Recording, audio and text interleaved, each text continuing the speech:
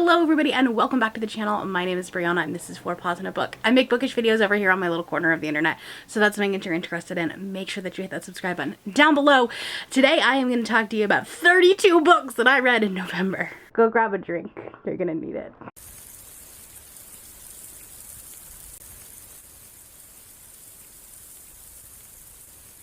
So yes, I read 32 books in November. It was a lot. I can thank Get a Clue Readathon for that. I can thank content that I needed to get out, the Goodreads Choice Awards, stuff like that. So there's a lot in this. Wrap up, go grab a drink, go grab a snack. You might need some sustenance to watch this video.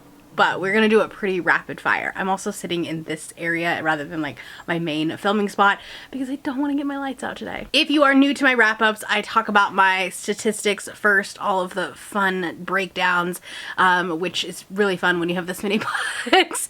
And then after that, I will be talking about my books from the book that I like the least to the book that I like the most, saving my favorite book of the month for the end. Without further ado, let's just get started. In November, like I said, I read 32 books. That was 10,064 pages, which is the most I've ever read in a month. It beat out August, it beat out September by almost 1,500 pages.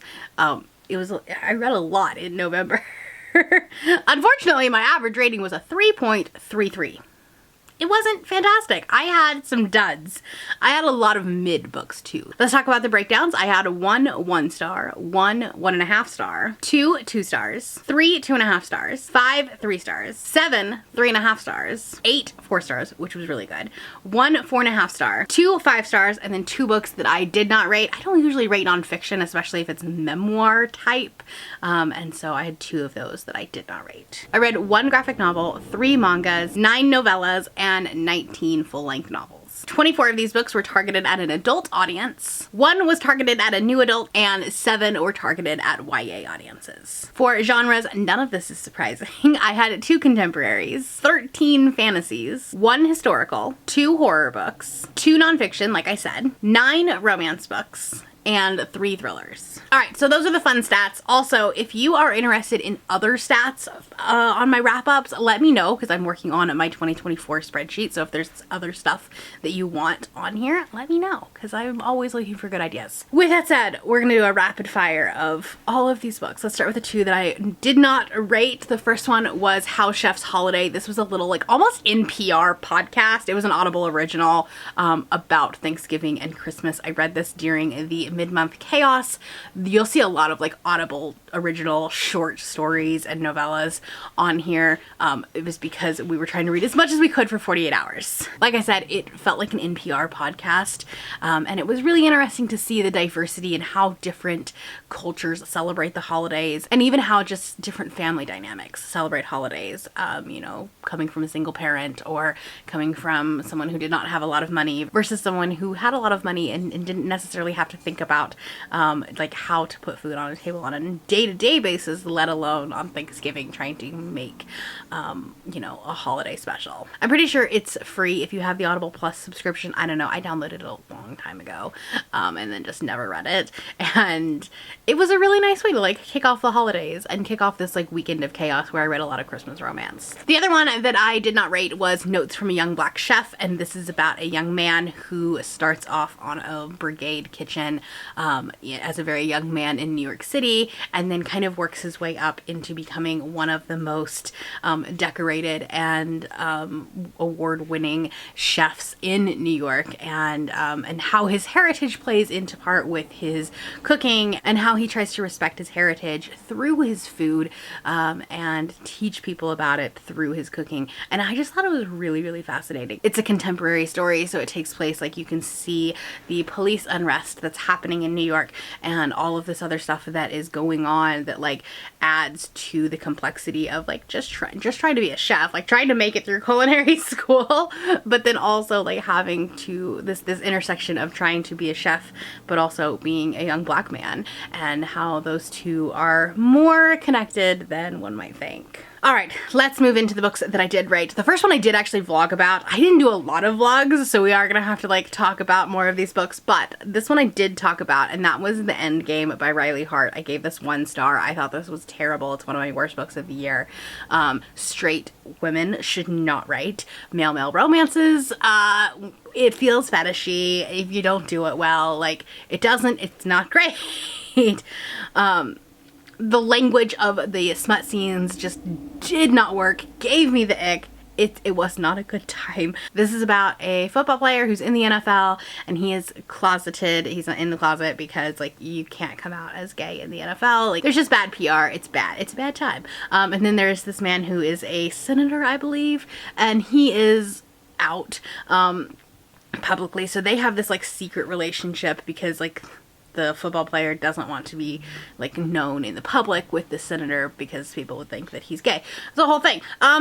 These two people shouldn't have been together. They were not in the same place in their life and in their journey of sexuality, because while he never outwardly like said like, I want you to come out, I need you to come out, blah blah blah, he like kind of gaslit him, and it was just like, well, it would just be so nice if you were out so we could go to dinner and blah, blah, like, you know, that kind of stuff. And it was just, it gave me the ick.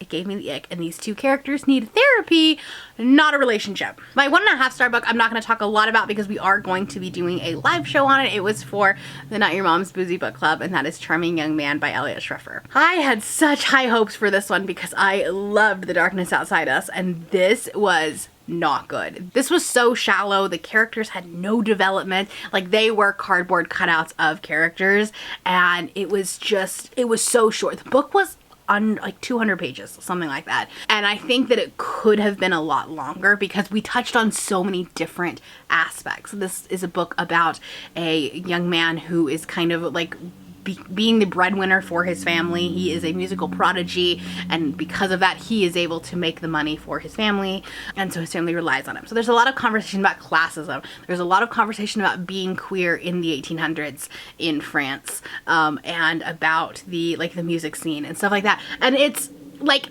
the concept was fantastic and the execution just fell so flat. What this felt like was a zero draft, where the author had a lot of ideas, he wrote them down, and then like needed to go back and add to it, add scenes, add fluff, add zhuzh, and he forgot to do that, I think, because this was just so bare bones, and because of that it was so disappointing. And then also, it's classified as a YA novel. These characters are young. However, like the rich guy that is like his patron who's like paying his scholarship for school, 100% is Chuck Bass. Like, it's just Chuck Bass. Because like for half the book I actually thought it was an older character. That's how he was portrayed, but then they're like, oh no, he's 17. And I was like, oh, so it's Chuck Bass. And then it all made sense in a not great way. But anyway, so these are characters that are young, and there is a smut scene, and I don't know, like I realized the need to have smut in YA books because that is like, teenagers are reading that, but then as an adult reading it, it gave me the ick. And also, like, it wasn't supposed to be like a sexy type scene. It was very awkward, very cringe. It was supposed to be, but like, I don't know, it made me uncomfortable. And then from there on out, I was done. So anyways, 1.5 stars. So sorry we ended Boozy Book Club on a low note this year. Hopefully next year we're back with better books. All right, now let's move on to our 2-star reads. The first one I'm not going to talk about too much because you are going to see my Goodreads choice video next week, I think. And so I don't want to go into too much detail with this, but the first one is Day of Fallen Night by Samantha Shannon. This is the last book that I read in November, and oh god, it was a chore to read. It was such a chore. This book is boring. Like, it took me over half of the book to even understand what was going on, and even then I probably still couldn't tell you. But this has so many different characters that we are following that I got so lost. And I don't think it's because like I'm too dumb for this book, or it's because I was listening to it on audio. Like, there was so much that you were trying to follow. There were so many threads that you were trying to connect that at some point you just stopped caring. So this is a prequel to The Priory of the Orange Tree, and I was kind of hoping to continue on this like lesbian dragon rider vibe. And now, listen, I will admit I have not read Priory of the Orange Tree. I was reading this for the Goodreads Choice Awards, and I was not about to also read Priory of the Orange Tree. I actually didn't think this was going to end up in the top 10. So I was like holding out hope that it wouldn't. Now this book takes place like 1,000 years before Priory of the Orange Tree, so it is said that you can read it as a standalone. Like the intro says, the stunning standalone prequel to the New York Times bestselling The Priory of the Orange Tree. And like, I will admit, Samantha Shannon has beautiful writing. It's gorgeous, but I have come to find out that I don't necessarily love that as much in books, especially when it is at the expense of actually understanding the plot and getting into depth with the characters. One of the things that I was finding with a lot of these Goodreads books is that if it's really pretty purple prosy writing, then I like struggle to connect with the characters, and the writing style just feels so detached, and that's what I was feeling with this book, and I don't like it. I'm glad I read it. Like, I'm gonna be unhauling Priory of the Orange Tree because it's the same type story. So yeah, it's 2 stars. It's 2 stars. I'll have more thoughts next week on my Goodreads Choice Awards video. My other 2-star read was a really big disappointment, and that was Family Lore by Elizabeth Acevedo. This is her adult debut novel. I really wanted to love this book because I've loved her YA books, but this one just felt really weird. She chose to highlight portions of the story that didn't necessarily matter, at least to me. They weren't parts of the story that I was as concerned about or cared about as much. I can totally see the audience for this book, but it wasn't me. It was not me. This book is about a woman who can see the future, and so she actually plans a living wake but doesn't tell anybody why in her family, and so they're trying to figure out like who it is that is going to die, why it is that she's trying to get her family together, that kind of stuff.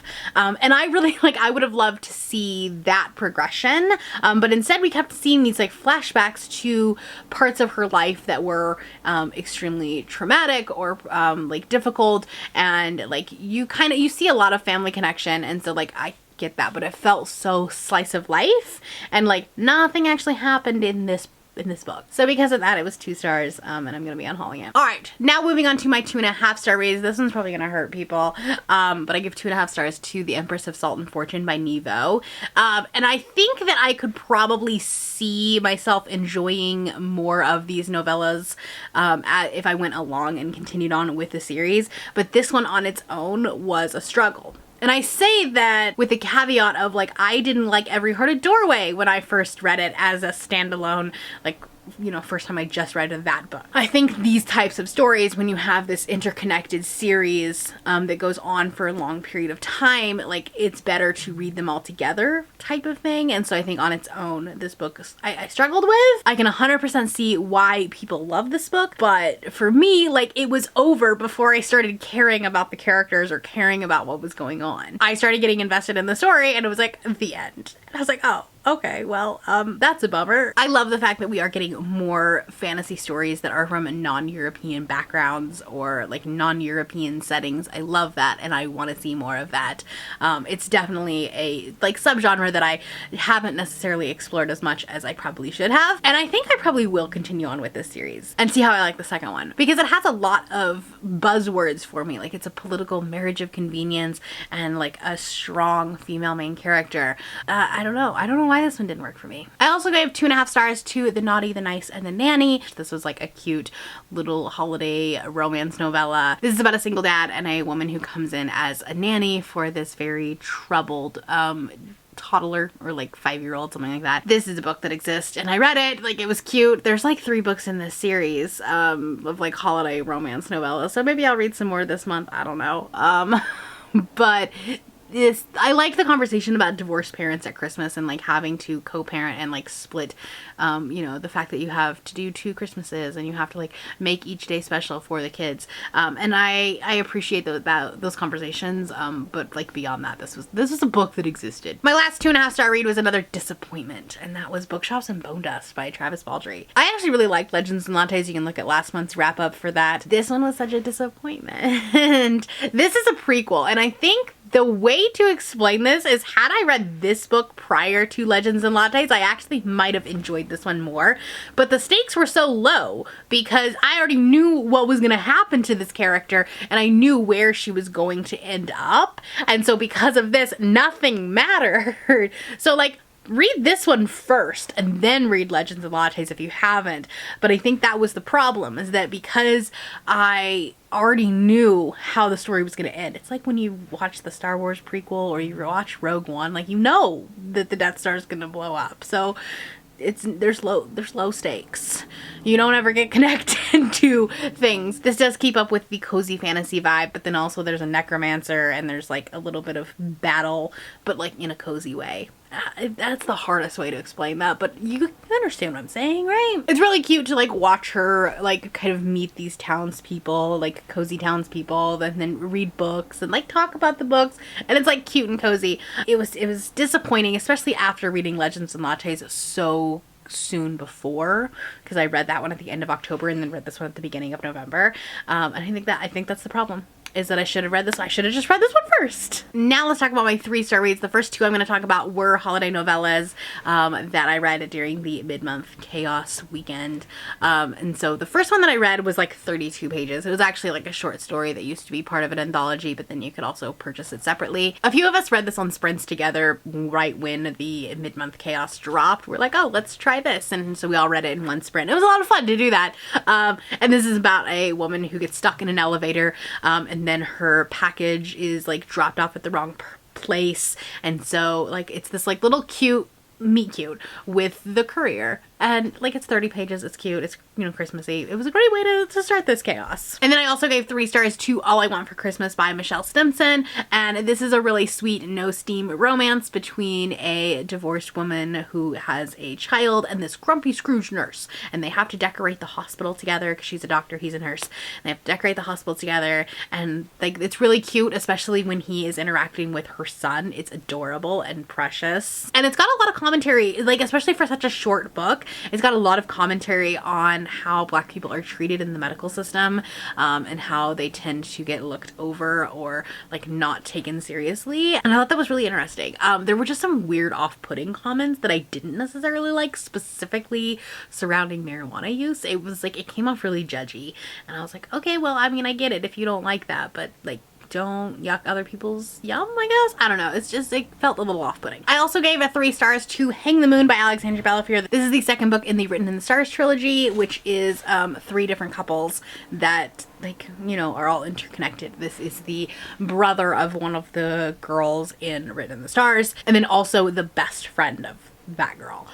So this, like, they were childhood friends to begin with, but then they like grew apart, and then she is coming back to meet her friend. Her friend's not there, but her brother is. So then, like, you know, she's kind of like sworn off romance, and he's like, well, I'm gonna take you to all of the romancy spots in Seattle where there have been like rom-com movies, you know, Sleepless in Seattle, those type of things. And he's going to like show her that romance can be true, and then like they fall in love. The book is fine. I don't like the ending. The ending doesn't make sense. The ending is selfish and also secondhand embarrassment. A lot of that. I did talk about this book in one of my vlogs. I think it was my like 1,000-page vlog, so you can check out my like live thoughts there and reactions. But yeah, this is my least favorite book from Alexandra Bellafere. But I have heard that the last book in the series is really good. And I've given everything else that she's written either like 4.5 or 5 stars. So I think this is just a one-off. And then another book for the Goodreads Choice Awards, and that is Tress of the Emerald Sea by Brandon Sanderson. I gave this one 3 stars. I totally see the audience for this book. It's too cozy for me. I really wanted to like this book, and like at the 20% mark, I was like, oh, this could be a new favorite for me. This could be a 5-star. I really love the writing style in this because the narrator breaks the fourth wall. This is kind of a gender bent Princess Bride, and this was very much inspired by The Princess Bride. In fact, if you read the author's note, Brandon was watching it with his family, and his wife was like, I really like this movie, but I wish that Buttercup had a little bit more autonomy and more like ownership in like what she was doing, and so that was sparked the idea for Tress. And if you have watched the movie The Princess Bride, a lot of this is in this like storytelling narrative where the grandpa is telling the story, and this kind of feels that same way, especially at the beginning. There's this really funny line in there where they're talking about the ocean and how these ships will like sail on not water. Their ocean is not water. That's all I'm gonna leave it at, because otherwise it's spoiling. But he says something like, you might think that that's weird, but how many other planets have you been to? Maybe being on water is weird. So like, it's just funny. It's funny. It breaks the fourth wall, and I enjoy that part of it. But for as short as this book is, like, it took me so long to read this book. It meandered so much in the middle. It really dragged out. We had a little bit of pirate ship adventuring, and journeying books are not necessarily my favorite thing. I should have known that going into this, but like, it's fine. I totally see the audience for this, and I think that this is a really accessible fantasy book for people that are kind of just getting into the genre. But for me, it was just a middle of the road book. Next, I want to talk about Spy Family, because I read the first 3 volumes of Spy Family and I liked them with like mixed success. I gave the first one 4 stars, the second one 3.5 stars, and the third one 3 stars. So we're going to talk about it right here in the middle. This is about a spy who has to create this like fake family in order to like continue his mission. So he like has this daughter, and then in order for the daughter to get into the school that she needs to get into for this mission, the daughter has to have a mom. So then he like gets married to this other assassin, and this is like such a messy book, but I'm having so much fun with it. The little daughter is definitely my favorite character in this, which is why in the third book I only gave that one 3 stars, because like she's not as prominent of a character in it. It's more the husband and wife, the 2 adults, and until the very end, and then she comes back in. But it's a really fun series. I'm having a really good time with it, and I will definitely be continuing with them. I have volume 4 and 5 on Libby. I'm trying to read them like on my Kindle when I can, but I do actually own the first 2 volumes of it. Moving on to my 3.5 star reads, let's talk about some of the holiday romances that I read. The first one was Once Upon a Christmas Carol by Karen Schaller, and this is really cute, like a singer that goes back to her hometown, and she's getting these little cards that have like little clues on them, and she has to like go through this little like go to a Christmas tree farm, and then like she thinks it's one person, but then he's like, I don't know what you're talking about. It is like absolutely a Hallmark Christmas movie type of novella, and I really liked the way that it ended, in the fact that like you learn who the narrator point of view is at the end, and I thought that was a really interesting twist. Really cute. This is a great start if you're looking for some Christmas romances to like start your holiday season. This is a fantastic way to start. It's full of a holiday cheese, but like that's what this time of the year is. Cheesy. I also gave a 3.5 stars to Trickshot by Kayla Grassi. This book was so steamy. Like Once Upon a Christmas Carol, no steam, very sweet Hallmark cheese. This book, spicy, steamy. Holy moly. This is a poly romance, or like a poly one night stand with plus size characters, and we love that. And I've actually never read anything from Kayla Grassi, but I follow her on Twitter, and she is like fantastic, and she has a cowboy romance too, and now I'm very excited about this one. But yeah, this was so steamy. This is about a guy who is the twin brother to a famous hockey player, and then his best friend, and then a woman who is on the plane with the best friend. They get grounded because of a holiday storm, and so they go back to his place and like have this one night stand, and it's a weird miscommunication thing that I didn't necessarily like, but they kind of talked about it later on, and so like at least they addressed it. But she thinks that he's the hockey player, and so she thinks she's having sex with the hockey player. It's a little bit weird, but like you just gotta go with it. And then like, you know, shenanigans. There are a couple times where the writing will kind of take you out of the story, specifically in some of the smut scenes, and like the author kind of goes on this tangent about something that's not really related to it. It's like an inner monologue, and I think like it feels like ADHD, which, you know, fine. But that was the only like thing, is like you would be in the moment and then that little tangent would take you out of the moment. But other than that, this was good. This was fun. I also gave 3.5 stars to Galatea by Madeline Miller. I had this as an audio review copy from Libro FM, so thank you so much to them. It's been sitting on my shelf for a while. This is a very short story, like very short. And Madeline Miller is not necessarily my favorite author. She's very, very purple prosy writer. And I kind of understand what she was trying to do with this story, but with a short story, you don't get to know these characters. And I feel like there's a lot more that we could tell about her story. I would have loved to see this at least be a novella length. This reimagines the story of Galatea, who is usually unnamed in a lot of Greek myths, and gives her some agency, and like gives her own story. But like, I don't know, I wish it would have been longer. I wish we would have at least had a novella of this story, or the story interconnected with something else in the world, because to just give her like 30 pages of something, it didn't feel like enough. And I know a lot of people really like this book, but like I didn't feel like it left me wanting a lot more. I also gave 3.5 stars to An American Marriage by Tayari Jones. This is a 2018 contemporary story, and it's about a couple who are on their anniversary trip together, or a holiday trip at a hotel. Something happens at the hotel and the husband actually gets arrested and convicted of the thing that happened. They are a black couple, and so he is wrongfully accused, and not a lot of work went into his defense, unfortunately. So he spends time in prison, like 5 years. And she tries to be a good wife during that time, but then eventually is like, I can't do this anymore. We can't do our marriage like with a jail cell in between us. And she starts spending time with their best friend and like starts a relationship with him. It's a really, really messy love triangle is what this is. Because when they get out, like no one actually ends up happy at the end of this book. That's why I call it a contemporary and not a romance, because it's just a messy book. But I can see why it won so many awards. Like, it was Oprah's book club in 2018. It was a Goodreads Choice Award winner when it won, the year that it came out, and I can see like why. This isn't a book that you necessarily like enjoy. This is a book that like tells you something. Another Goodreads Choice Awards book that I'll be talking about later, and that is Fragile Threads of Power. I also gave 3.5 stars to. This is a book that like, it says it's the first book in a series, but it is not. You should read the Darker Shade of Magic series before this one. I've not finished that series, so I went into this really blind. This one felt a little bit choppy for me. The writing style, like there's so many parts. I think there's like 12 parts. Let me see. Yep, 12 parts in this book. And that feels really choppy. Like I can see 3, maybe 4 parts of a story.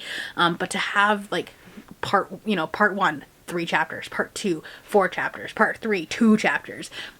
It felt clunky to me, unfortunately. This is another book that I will be talking about more in that vlog, so stay tuned for that. And then my last 3.5 star read was another disappointment, because I have given every other book in this series 4.5 or 5 stars, but that was Laur Olympus Volume 5. This one just felt like a filler, I think.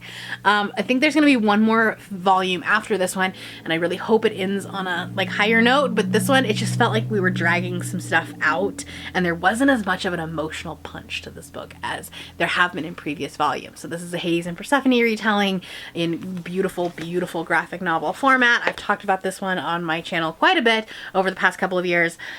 And I really, really like this series. It has a lot of commentary about agency and like being your authentic self and standing up for yourself and stuff like that, because Persephone is kind of walked all over. But this one just, it felt like there wasn't enough of a plot, and we were like stringing things out to get this extra volume. Let's move on to our 4-star reads. We'll start with the Christmas novella. This one was my favorite of all of the novellas that I read that week, and this was Snow Day by Julie Lipson.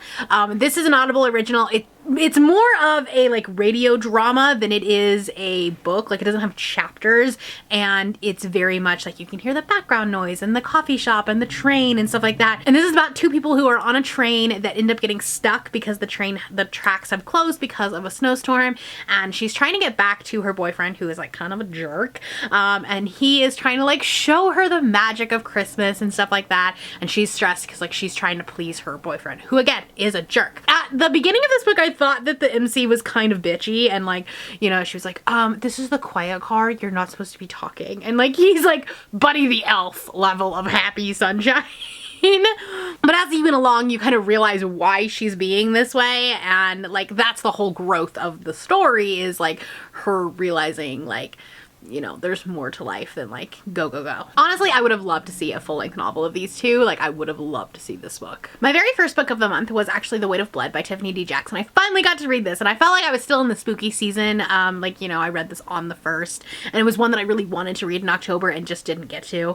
And I'm really, really glad that I read this one. This one was fantastic. This is a Carrie retelling, but with a lot of social commentary, and this about this school that still has segregated proms, and this time they're going to have an all-together prom, and then there is this character who kind of has this like magical ability, and then all hell breaks loose, literally at the prom. I actually haven't read Carrie. I'm not a huge King fan, and so I haven't read Carrie, so I don't know the source material, but I really, really enjoyed this one. I love Tiffany D. Jackson. Her writing is phenomenal, and I had a really, really good time with this one. I think I read it in like a day, and it's not a small book. I also gave 4 stars to Shadow and Bone by Leigh Bardugo. I was not expecting this. I was expecting to not like this one very much, because everyone tells me like, oh, Six of Crows is better. This book is like, you know, you can really tell it's her debut, and like it's not fantastic. And I really liked this book. I think it's probably because I went into it with like expectations on the floor, and you can tell like this is a very tropey, very traditional YA fantasy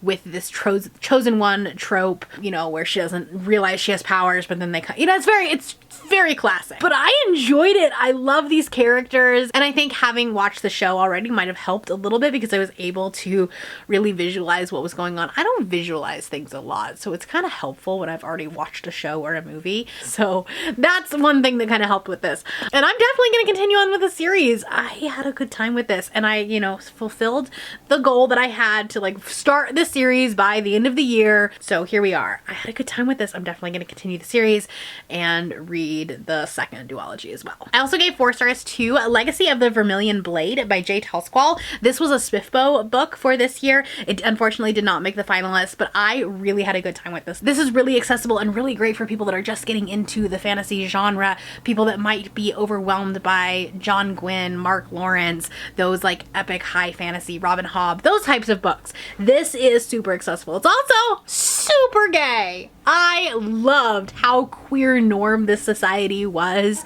Not only is there a queer relationship in here, but also the conversations about ace representation was fantastic. This is a book that is on audio through Spotify, but not in the way that it's like an audiobook through Spotify. It doesn't count as like your 15 hours or whatever. This is actually like, it was released 1 chapter at a time as a podcast, and that is the way to listen to it. It was really interesting to read it that way, because I kind of had to wait as the chapters came out. And yeah, the audiobook is phenomenal. I'm definitely going to continue on with the series. There is a second one. I think it's just a duology. I could be wrong though. But yeah, this is a good time, and I highly recommend it, especially if you are trying to get into the genre, if you're looking for some queer fantasy. Also, like, can we just have a moment for this cover? When I first saw this book as like a participant, even before we had been given our 30 books, I was kind of hoping that this one would be on there and in our group, because I really wanted to read it. The synopsis sounded so good.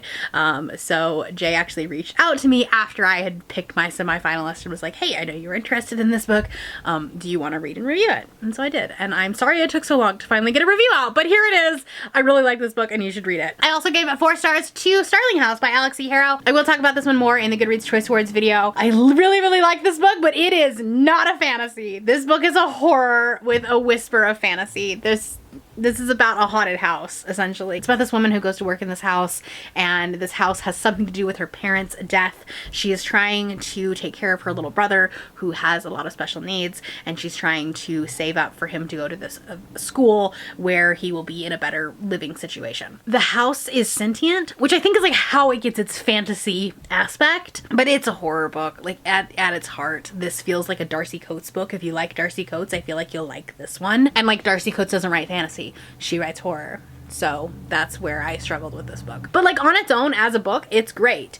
It's just mismarketed. And I think if it was marketed as horror, people would understand it a little bit more. But because Alex E. Harrow has written fantasy in the past, she just kind of got pigeonholed into fantasy again. but it's not. It's a horror. To the surprise of many, I actually gave Iron Flame 4 stars. So that's exciting. I actually like this one better than Fourth Wing, which I think is the minority opinion, which I guess I just have minority opinions on all of these books. Because I only gave Fourth Wing 3 stars. I enjoyed it for what it was, but like it's not well written. There's a lot of plot holes and stuff. And this one kind of answers some of the plot holes, which I appreciate. Is this a well-written book? Probably not. Like I can totally understand the criticisms for this. I understand the problems with this. But for me, I think I just went into this book like as this is a good time kind of book. I really liked the revolution and the like kind of Hunger Games-esque and specifically like Mockingjay-esque type of story that we had going on. And I like the romance in this one. So I don't know. I understand that there are criticisms for this book. I understand that there are people that really, really don't like it. But I had a good time with this book. My last 4-star read and my favorite 4-star read of the month was Ninth House by Leigh Bardugo. I had such a good time with this book. Like I got to annotate it and it looks so cool. This is a book that is vibes. It's aesthetic. It's moody. I didn't know what was going on for half of the book, which is kind of a problem, you know, in fantasy. You kind of need to know what's going on. This is about a woman who goes to Yale. She is not supposed to, like, she's a high school dropout. She shouldn't be in Yale, but she gets the scholarship as long as she, like, is kind of spying on these secret societies and, like, watching out for things. And then, again, not to use this phrase too much, but all hell breaks loose. And it ends on such a cliffhanger. I'm so glad that I got to read Hellbent right after it. That'll be in my December wrap-up. But you know, at least I got to read them pretty in short succession. And this is a book that I felt like was such a personal triumph for me because this is the 3rd time I was trying to read it. I've DNF'd it twice. And, like, I see why people DNF it. Like, it's really slow at the beginning, but once you kind of get past that like 50% mark and you kind of figure out what's going on and you're at least like along for the ride, it's such a good time. So 4 stars, and if you have DNF'd it before, like, keep going. It gets better. All right, I only had one 4.5-star read, and that was Saint by Sierra Simone. I talked about this one in one of my vlogs. I'm so glad that this series ended so well because Sinner was such a disappointment for me. Like, it will potentially be one of my worst books of the year, just in like a disappointing format. But this one was so good and such an interesting commentary on queer relationships within the goggles of the church, because so many religions have kind of come out and said, like, homosexuality is a sin. So this has a man who is trying to be a monk, and he's actually like left this other guy that he was in love with to go be with the church because he was like, you know, I can't be gay, that's a sin, so I'm gonna go and I'm gonna like be celibate and I'm gonna go work in this monastery and I'm gonna like forget everything. And then obviously that doesn't happen, and it's a second chance romance, which like I don't normally like, but this one was so good. It was fantastic, and it was really interesting to read this in the same weekend as reading the Endgame because Sierra Simone, while still a woman, writes such thoughtful queer relationships and really puts a lot of effort into the relationships to not fetishize them. I believe Sierra Simone is queer. Don't quote me on that. But like, you can tell the difference in the thought and the care that was put into the 2 relationships and how one just felt so fetishy and this one did not. And it was such a breath of fresh air to read this one. So if you followed along my journey this year where I read Priest and absolutely loved it, and I know that there's been a ton of people that have read that book after me because I recommended it to them, and then they saw me hate Sinner, and so they were like, oh, well, maybe I'll just keep Priest as a standalone. Don't. Just skip Sinner. You can just go ahead and read this one. It spoils Sinner, but like not in a way that any other romance is not spoiled, in the fact that, you know, 2 characters get together and those 2 characters have like 1 cameo. This book does stand on its own, so you could just skip Sinner and move on to this one. This one's so good. All right, moving on to my 5-star reads. I had 2 of them and I either have or will be talking about them in vlogs. So the first one was my 200th book of the year, and that was Damsel by Evelyn Skye. I had absolutely no idea what this book was. I went into Barnes & Noble completely blind. I was gifting myself my 200th book. And so I picked it purely on the cover. I mean, there's a dragon, there's a strong badass woman. This is an Asian inspired fantasy, and it was fantastic. Like I said, I have a whole vlog about it, so I'm not going to go into detail a whole lot about this, so if you want to check it out. But this is about a woman who is told that she's going to be marrying the prince, but really she's getting sacrificed to a dragon, and she has to escape this cave and the dragon. It's a very isolated setting. It's terrifying. It does read more YA than it does adult. I think that there are some books that are just like that, right? And like, it's an aged up character. It's an adult character, but I could see it being a YA as well, because the two books that I would comp this would be Girls of Paper and Fire and Iron Widow, which are both YA books, but have a very similar vibe and concept to them. And then my favorite book of the month, like to everyone's surprise, including my own, was Swordcatcher by Cassandra Clare. This book will make my favorites list of the year. This book, first off, I'm so glad that I loved it because I accidentally bought 2 copies of it. I have the Barnes & Noble exclusive edition and this really pretty Illumicrate edition. And I'm really, really glad that I loved this, because I was like, oh no, what do I do if I didn't love this book? And I have 2 copies of it. So I love it. It's gonna make my favorite books of the year. This is a political fantasy, and there is a man called the Swordcatcher, and he is supposed to be the like body double for the prince. And so that way, if someone's trying to assassinate him, he assassinates the body double instead. And then there is this woman who is kind of a witch. She has these magical powers, and she's kind of ostracized from the community because you're not supposed to use that magic, but she has healing magic and the prince needs it. This is really hard for me to compare to, but I think that if you like City of Brass by S.A. Chakraborty, you will like this book. And I struggle to compare these two because this is European style fantasy and City of Brass is not. And so it's kind of, it doesn't feel appropriate to compare those 2 books, but the vibes are very similar, and I think if you liked one, you'll like the other. I could be wrong about that, but that was just kind of the vibes it was giving me. And I think that, like, had we not said that this was Cassandra Clare, I would not have guessed. This doesn't feel like Shadowhunters. This feels like a brand new world, a brand new writing style. And it's so cool to see an author be able to transition from something that essentially has like a cult-like following, like it's a classic in the young adult genre, to something entirely different and succeed at that. And I think a lot of the negative reviews on this are people that were kind of thinking it would be similar to Shadowhunters, and it's not. It's very, very different. I loved this book, and I cannot recommend this book enough. All right, I did it. I talked about all 32 books, I think. If I didn't, oh well. Let me know down in the comments below what your favorite book of the month was, and if you're not feeling chatty, do your favorite winter emoji. That is all I have for you today. If you are new here and you have not yet subscribed, there's a little button that you can do so down below the video. If you'd like to hang out with me more, the links to my Instagram, Goodreads, Twitter, and my Patreon are linked in the description below. Thank you for watching, and I will see you next time. Bye!